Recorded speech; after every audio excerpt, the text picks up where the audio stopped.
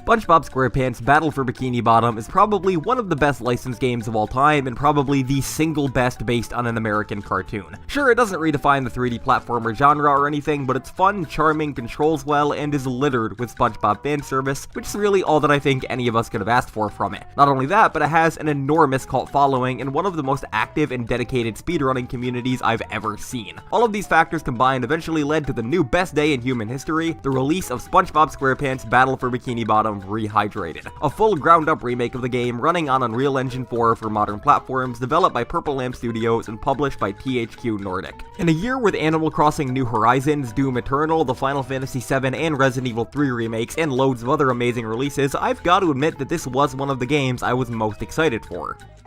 And then it came out and major gaming publications did this to it. Look, I realize that the review scores for this game ruffled quite a few feathers since anyone who's played the original or the remake knows that it's not a 2 out of 10, but it's important to contextualize things. This is a licensed kids game based on a cartoon that's a remake of a cult classic childhood favorite. This thing was pretty much begging to have hate clicks farmed from it. Plus, publications like GameSpot and especially IGN are notorious for not even taking first-party Nintendo games seriously, so did anyone really expect them to give SpongeBob a fair shake? To them, this game was an easy target that they could easily farm hate clicks from and nothing more.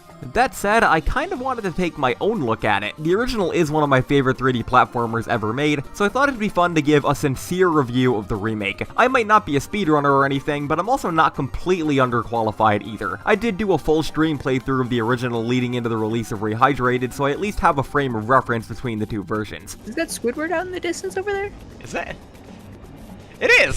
What's Squidward doing over there?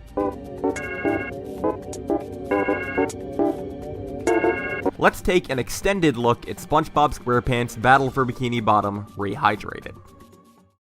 Our story follows SpongeBob, Patrick, and Sandy as they attempt to save Bikini Bottom from an onslaught of robots released by Plankton. Plankton himself was turned on and kicked out of the chum bucket by the robots, leading to a bit of an uncomfortable alliance between him and the heroes. There's also this minor plot detail of SpongeBob feeling responsible for the robot invasion because him and Patrick wished for real robots to hang out with the night before, but this really isn't called back too much outside of a few lines of dialogue. It's not like Mario Sunshine where the whole game is based on a case of mistaken identity. And don't worry, that's not the last Mario Sunshine comparison we'll hear in this video. From here, you set out to help the citizens of Bikini Bottom defeat the robot menace, collecting various MacGuffins along the way.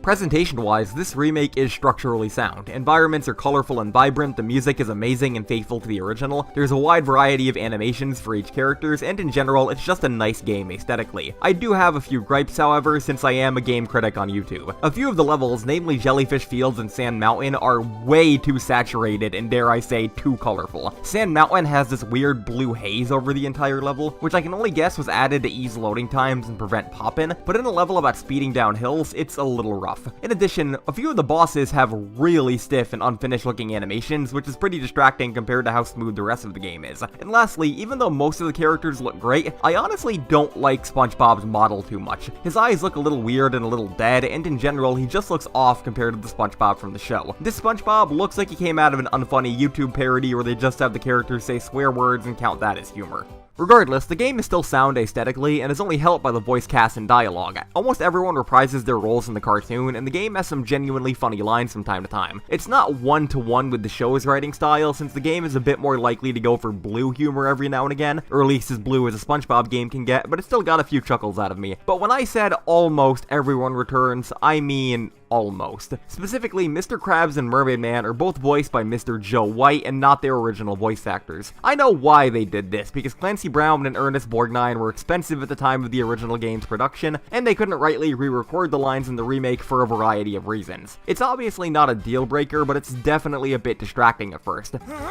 Oh, no. I think it had something to do with massaging my feet. Squidward tells me you're looking for the king jellyfish. That aside, the voice acting is great in general, and almost everyone delivers their lines in the same way that they would have in the show, not phoning it in or anything. That's enough about the game aesthetically though. After all, if the game just looked and sounded like the cartoon but played like ass, it wouldn't be nearly as fondly remembered. Luckily, Battle for Bikini Bottom Rehydrated delivers, in my opinion, a perfectly serviceable collectathon platformer experience. Structurally, the game is similar to something like Banjo-Kazooie, where you're dropped into large worlds with individual goals to complete for a collectible at the end. The more you collect, the more levels you unlock. Golden spatulas are the name of the game this time around, basically being this game's stars or jiggies. They can be earned from completing a wide variety of missions within levels, like collecting items, completing platforming challenges, or enduring torture, my favorite. There is also socks to collect, which can be traded to Patrick at a rate of 10 socks per 1 golden spatula. These function similarly to something like the blue coins from Mario Sunshine, but are infinitely better in every way. Not only because there's a lot less of them to collect, and because they're not as annoying to collect, but also because they actually mean something. You can use these for progression through the game, since unlocking levels is tied to the number of golden spatulas you have rather than what specific ones you have. And lastly, they're shiny objects, which are effectively this game's coins. You can earn them from breaking tikis, defeating robots, or generally just exploring. The game absolutely showers you in these, which is nice because they're actually essential for progression at certain points. Luckily, on a casual playthrough, you should never find yourself at a severe shortage of them, until the crab spats, but we'll talk about those later.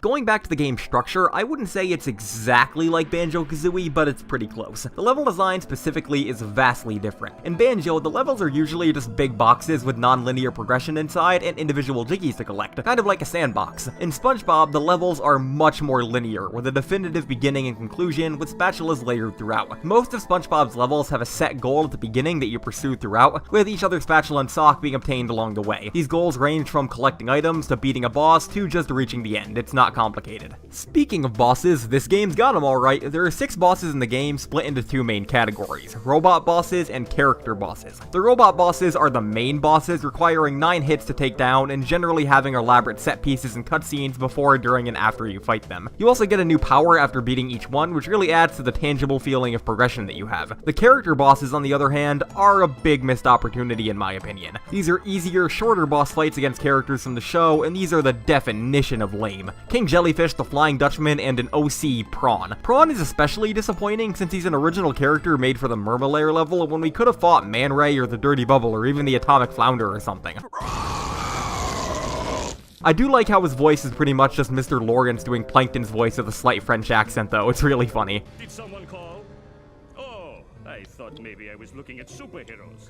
But now I see it's just a couple of pieces of gnarled driftwood. All in all, the bosses generally aren't the most exciting parts of the game for me, but I do like the robot bosses over the character bosses, if only for the more elaborate set pieces. But nothing in the game is fun if it's not fun to control, and I think this game's alright. The controls are definitely the biggest sticking point in this game compared to the original. In some ways, this version has a tighter and quicker control method, such as SpongeBob's bubble powers being much faster and less floaty, whereas in other ways, it's noticeably less accurate. Basic movements are much less snappy and precise in the original, and everything feels a lot more floaty and lighter overall. It's definitely not a negative, since the game still controls fine, but it's certainly something you'll need to get used to if you're accustomed to the original. Plus, there were some weird design decisions in terms of this game's controls. The cruise bubble, which is essential for late game progression, has been uninverted, which takes loads of time to get used to compared to the original, and the button layout when using a Switch controller is all kinds of whack. Luckily though, there were some improvements as well. Patrick's belly bump attack is much tighter and quicker than the original and can now be used in the air, plus I think it gives him a little boost of forward momentum when it's used. I'm not too sure though. Sandy can also use her lasso on enemies in the air now, which is so convenient. Oh yeah, I haven't talked about the playable characters yet. We've got 3 in this game, being Spongebob, Patrick, and Sandy. Spongebob is playable in every level, whereas Sandy and Patrick are level specific and have to be switched to at these bus stops.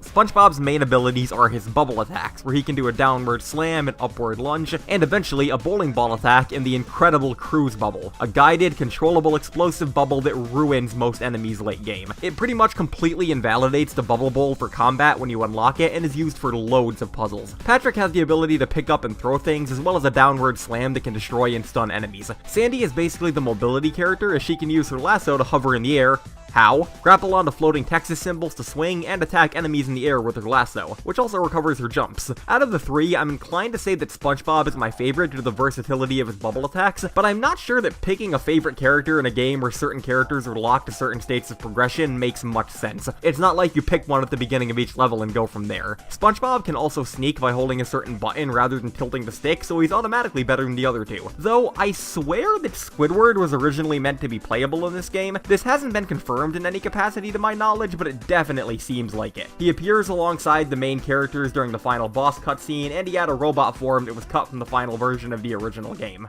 Transitioning from characters to the next thing people care about in a licensed game, the levels. There's 10 levels in the game, counting Bikini Bottom, each containing 8 golden spatulas. In addition, there's 3 boss levels that only serve as backdrops for the robot bosses. We've got a wide assortment of recognizable locations from the series, including the likes of Jellyfish Fields, Goo Lagoon, Rock Bottom, and the Mermalayer, plus others. Honestly, the quality of the individual levels in this game varies wildly from location to location, so I think it'd be a good idea to go over all of them individually.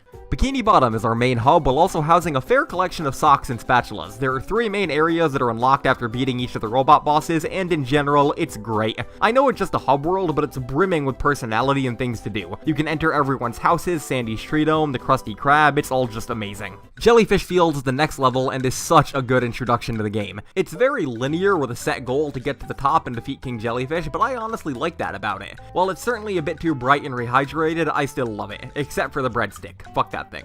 Next up is downtown Bikini Bottom, and this level's alright. Your main goal here is to collect 11 steering wheels that the robots have stolen, and also spend as little time in the actual downtown area of Bikini Bottom as possible. You hop over rooftops as Sandy, visit the Sea Needle as Spongebob, and have an enemy gauntlet at a lighthouse. Overall, it's a pretty diverse level, and I don't mind it at all. Goo Lagoon is next, and honestly, I don't care much for this one. At least, I don't care much for the beach portion. The missions are kind of lame, and the layout makes it difficult to navigate on a first-time playthrough. The carnival section in the second half is much better, but it honestly just makes me wish for a Glove World level.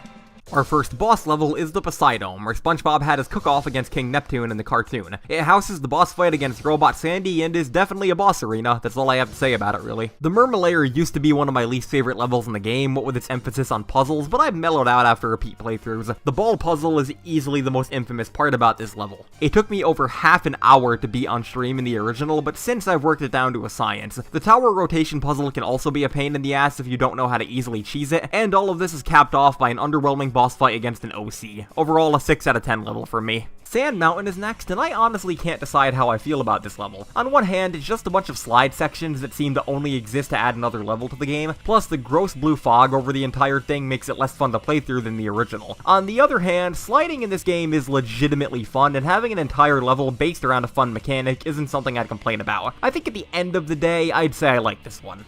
Rock Bottom is my least favorite level in the entire game. It's not designed intuitively at all, and most of it just feels like a bunch of geometry slapped together and called a level. The missions aren't fun, some of them are just plain arbitrary, and I just don't like this one. The main takeaway from this level is that the fish pisses. Our second boss arena is the Industrial Park, where SpongeBob and Sandy visited in pre-hibernation week. I love this deep cut setting for a level, and the boss fight is fun too. The large, imposing robot Patrick with that creepy music playing over it, I love it. I know some people were bummed by his design being made less dark and menacing and by the addition of markers to indicate where his attacks are going. Apparently this was done to make the game more accessible for kids to play, which I can respect. This is a licensed game based on a kid's cartoon after all. It doesn't hurt anyone. Overall, I like this level. The third area hits us with SpongeBob's Dream, possibly my favorite level in the game. The music is a jam, and the level's emphasis on fun and difficult platforming challenges is a welcome change of pace in the rest of the game. Screw Krabs' Dream though, I hate that one. Kelp Forest is our second to last level, and I used to hate this thing. I still don't like it since it's even more puzzle-based than the Mermalayer and much less interesting thematically, but it's kinda grown on me. This one is slightly above Rock Bottom for me. And our final traditional level is the Flying Dutchman's Graveyard. I hear a lot of people rag on this level, but honestly, I love it. Sure, some of the wall jumps can be tricky and the boss against the Flying Dutchman blows, but I like the spooky atmosphere. The music is also a bop, easily my favorite song in the game. And capping us off is Chum Bucket Labs. No, Labs. It's here where we fight the final boss, SpongeBob Steel Pants. The first phase is a pretty fun but pretty easy cruise bubble fest, and the second phase sees you entering the robot and taking it down from the inside. All in all, a nice climactic final battle. So I think that's everything, right? We've covered the bosses, the levels, the characters, the controls, the presentation. What else is there? Huh? 100%ing it? Oh, hell no. 100%ing Rehydrated is a nightmare for one very simple reason. The crab spatulas. You see, in Bikini Bottom, you can trade Mr. Krabs thousands of shiny objects at a time for golden spatulas. The number of shiny objects he asks for is absurd, bumping the total from the original game up to an insane 108,000 shiny objects for all of his spatulas combined. In the original, this wasn't a big deal, not only due to the smaller total, but because there was also this handy glitch called Skee Ball Abuse, or SBA, where you could abuse the Skee Ball minigame in Goo Lagoon's Carnival to basically earn maximum shiny objects in a matter of minutes. However, due to Rehydrated being on a completely different engine than the original, SBA doesn't exist. What this equates to is a whole lot of Yes, grinding in a 3D collectathon platformer. I'd say that for the average playthrough, go for everything but the crab spatulas. I don't think anyone's gonna look down on you for not doing the hours of necessary grinding to get them all. So is that everything? Multiplayer? Oh, son of a... Yes, Rehydrated added a multiplayer mode. It's nothing special, basically being a simple horde mode against waves of robots. The main takeaways here are that they re-added the robot Squidward boss fight seen in the concept art of the original game but never used, and added more playable characters exclusive to this mode, like Squidward, Gary, Robot Plankton, and Capitalism. To be frank, there's not much here. This mode is not a selling point at all. It's a nice bonus that you can waste a little bit of time on, but nothing much else. So I think that finally covers Spongebob Squarepants Battle for Bikini Bottom Rehydrated. This was a game I was both excited and worried for. Excited because I'd get to play one of my favorite 3D platformers on modern consoles, but worried because of the potential for it to mess with the original game's legacy. While it's true that a lot of speedrun tech from the original game doesn't exist in this one, it's only $30 and it's a damn fine investment for that price. If you like SpongeBob or just 3D platformers in general, try it out. You might like what you play. Just be wary if you pick up the Switch version. I played it before the PC version and it's really rough. If it's your only version of the game, I apologize. Regardless, I hope you all enjoyed. This is a fun look at a game that gave me pretty much everything I wanted it to. As long as his pants are square and his sponge is Bob, this game will not let you down. Thanks for watching.